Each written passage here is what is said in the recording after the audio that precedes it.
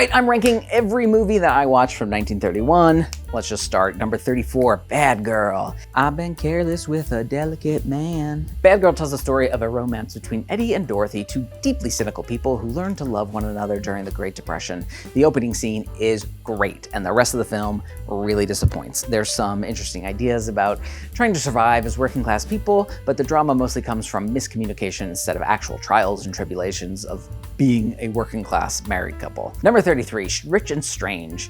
A married couple inherits a fortune and heads out on a world cruise, almost falling to the many temptations that money can bring and losing sight of what really matters, each other. This film was so boring that I can't believe it, and I can't believe Alfred Hitchcock directed it. I would talk more about it, but I watched it a while ago now, and it has almost completely left my brain. Number 32, An American Tragedy. Yeah, I can't believe a von Sternberg film is this low on the list. But Mr. von Sternberg, what happened here for a film about a young man so obsessed with social status that he resorts to murdering his pregnant girlfriend? This is a surprisingly boring film. The biggest sin, in my opinion, since this is based on an actual murder of Grace Brown, is how wishy-washy the film is in regards to the actual killing. There's a world where you could interpret the murder as an accident, much like in Renoir's Sunrise, where one lover decides to murder his partner for another woman. Clyde, our protagonist in An American Tragedy, has second thoughts and attempts to back out of his plan, but ends up tipping the boat, landing them in the water, where Roberta ultimately drowns. It lets Clyde not totally off the hook, but enough to lessen his monstrous qualities. And he's been pretty terrible the whole film, so I'm not sure why we're pulling our punches at the end. 31, Aerosmith. Walk this way. So this motherfucker is just leaving bubonic plague around the house. Aerosmith is directed by John Ford, based on a novel by Sinclair Lewis, and there's actually a lot that's really beautiful about this film. Unfortunately, there wasn't much that I found interesting about this film. It feels really segmented, jumping from one moment in Aerosmith's life to another, and we're meant to care about his wife, played by Helen Hayes, but she's relegated to the role of devoted, fawning wife, and the relationship between the two never ever really clicked for me, even though their dynamic starts out pretty interesting. Number 30, Tokyo Chorus. I really liked Ozu's silent film, That Night's Wife from 1930. You can watch my video on that here, but Tokyo Chorus, I was bored. It felt too long.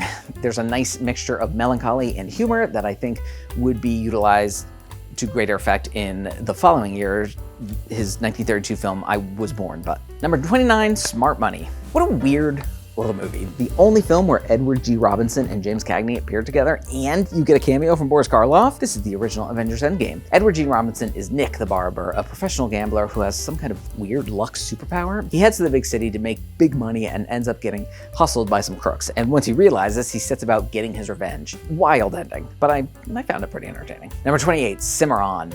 I have a whole video about this film, which you can watch here, but long story short, it's a film that has aspirations of being a big sweeping epic about the expansion of the American West, but feels more like a series of vignettes that expect me to care about them before I'm ever given a reason to. It seems like it wants to be progressive in its depiction of race and women, and, you know, maybe for 1931 it was, but looking back at it now, no. There are a couple of great performances from Richard Dix and Irene Dunne, though. Number 27, The Three Penny Opera.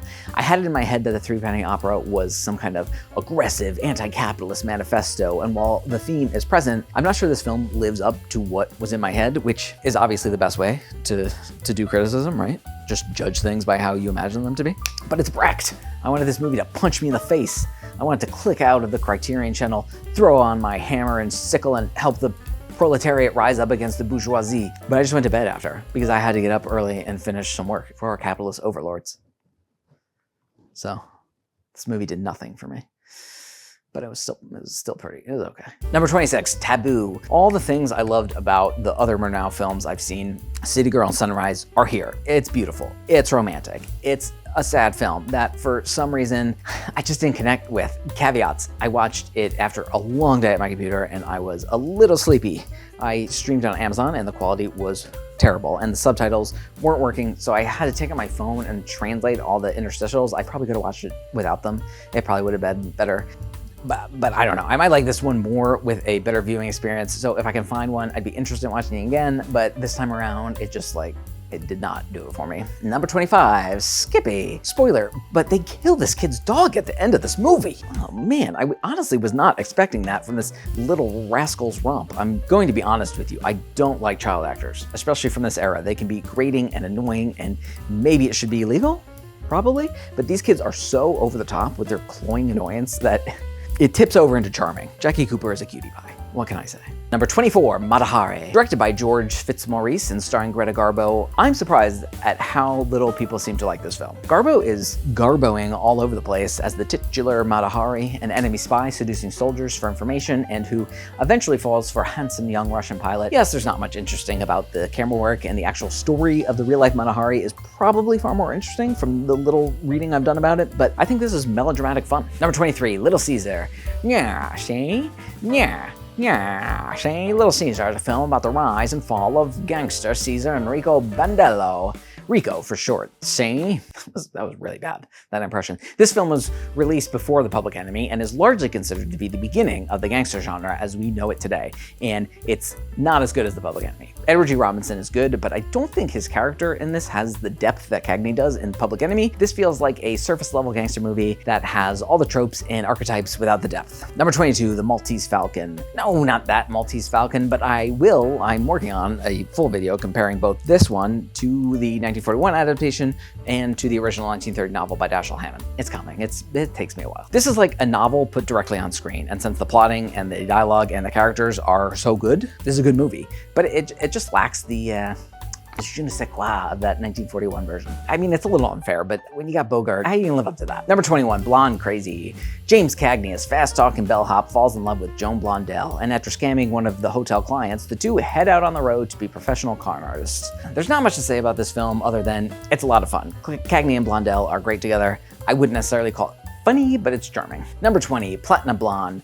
Platinum Blonde, directed by Frank Capra, is about a reporter, played by Robert Williams, who falls in love with a rich socialite played by Jean Harlow. He soon finds out that he feels constrained by life in high society, and calamity ensues. For me, this film is held up by a really strong performance by Robert Williams, who unfortunately passed away only 3 days after the premiere of this film, which is a real shame because he was only 37 and gives a really deft comedic performance. He had a lot more parts to play. That is such a tragedy. Number 19, Night Nurse. I'm not sure this movie should be up this high. It's the story of Barbara Stanwyck, who, after getting work as a night nurse at a private hospital and befriending a gangster, becomes the nurse for 2 sickly children. But there's something fishy going on at this house, and Barbara Stanwyck is going to get to the bottom of it.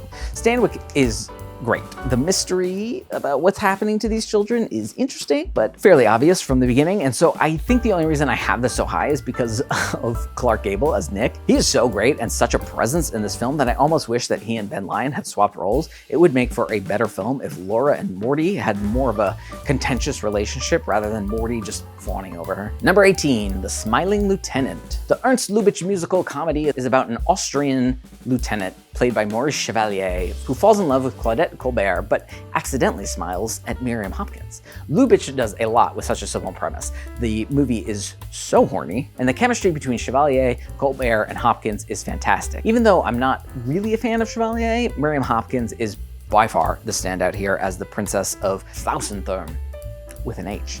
The ending is also a little wild. I mean, I'll never fault anyone for falling in love with Miriam Hopkins, but as soon as Colbert sexes her up, Chevalier forgets all about the woman he supposedly loves, and we get a happy ending? I think it's meant to be a little tongue-in-cheek. Number 17, Waterloo Bridge. Directed by James Whale, this film is the story of an unemployed chorus girl, Mira, who turns to prostitution to get by during World War I. She meets a sweet young soldier, Roy, and the two fall for each other. But Mira, ashamed of the life she's turned to in order to survive, tries to refuse Roy's advances, not thinking herself worthy. This is a weepy melodrama, but Whale is able to give it some real genuine emotion and stakes that feel grounded and important. Add in some great performances from Mae Clarke and Douglas Montgomery, and you have a really engrossing film that may just live up to that moniker of weepy. Number 16, Le Million. René Clair's musical comedy is about a broke, cheating artist who wins the lottery, but before he can claim his winnings, the jacket holding the ticket is lost.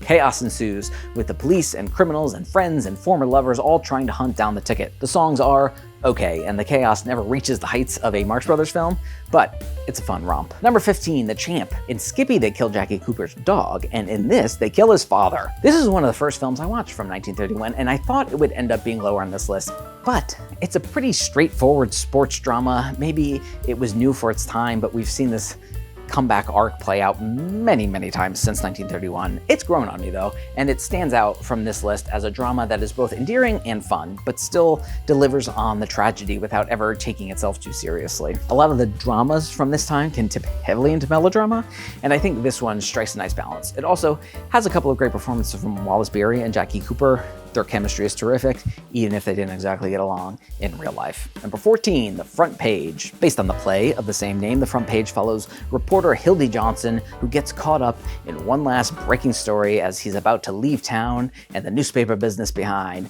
ready to settle down with his fiancée. Movies based on plays, especially plays that take place in a single room, can feel stilted, but director Louis Milestone really manages to match the pace of this screwball comedy and gives just enough visual flourish to keep things interesting. Number 13, A New La Liberté. Capitalism is a Prison. Another Rene Clair comedy, but instead of only being a fun romp about two escaped convicts, which actually this is too, it's a nice little piece of social commentary. Go watch my full video if you want to hear more about it, but Michael Atkinson sums it up best when he wrote, A New La Liberté isn't a critical film, it's a celebration, a living. Life is a song proof of the alternatives. Better to own nothing in a field of singing flowers than to sell your life for the right to live. All that in a comedy. You can't ask for much more than that. Well, I guess you could ask for number 12, Monkey Business. Unlike A New La Liberté, the Marx Brothers' third feature, Monkey Business, is all laughs, and there are quite a few to be had here. This isn't my favorite of their films, but it might be the film that provides me with the most laughs right up until they get off the boat. Then things get a little more hit or miss,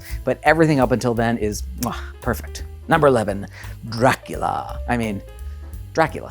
What do I have to say? Bela Lugosi and Todd Browning's gothic nightmare. It was the beginning of the Universal monsters. There are some beautiful and epic set pieces. There are some genuinely creepy moments, thanks mostly to Dwight Frye's incredible performance as Renfield. Can be a little dull at times. I'm not gonna lie to you. I would never lie to you.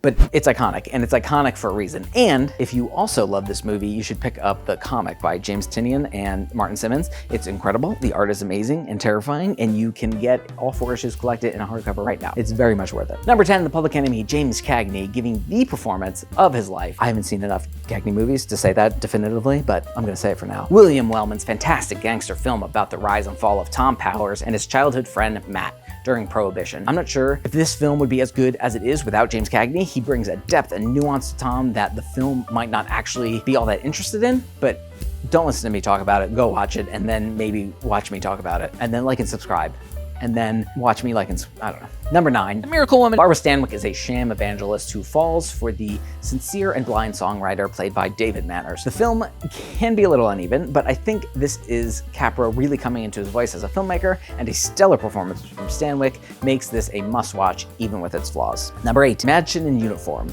Manuela's mother has passed away and she is forced to attend an all-girls boarding school where she fairly quickly falls in love with one of her teachers, Fräulein Bernberg. A groundbreaking film for its all-girl cast and its depiction of queer love. This is also a great allegory for how camaraderie and love can overcome a fascistic, cruel regime. Watch it. Number 7, Street Scene. King Vidor's adaptation of the Pulitzer Prize-winning play by Elmer Rice, Street Scene takes place over the course of 24 hours in front of a New York City tenement building. The melting pot of America coming together on one of the hottest days of the year, causing conflict and bigotry and adultery. This is very much a play put on film. I think Vidor keeps it dynamic and interesting, but if you're not into that sort of thing, this one might not be for you. I love it though. Number 6, Dishonored. Dietrich and von Sternberg are back, baby! The story of a widow who becomes a spy. It's so much more than that, but if you want to know more about what I thought about this film, go watch my full video on it. Well, first go watch the movie. You need to watch the movie and then go watch my full video about it. Should this be higher on the list? It's possible. I actually had it at 10 and just moved it up because the further I get away from watching all these films, the better this one gets. Number 5, La Chienne, one of Jean Renoir's first sound films, and it's a doozy. Maurice Legrand, a sad sack loser who is mocked by his colleagues and berated by his wife, gets mixed up with Lulu and Didi,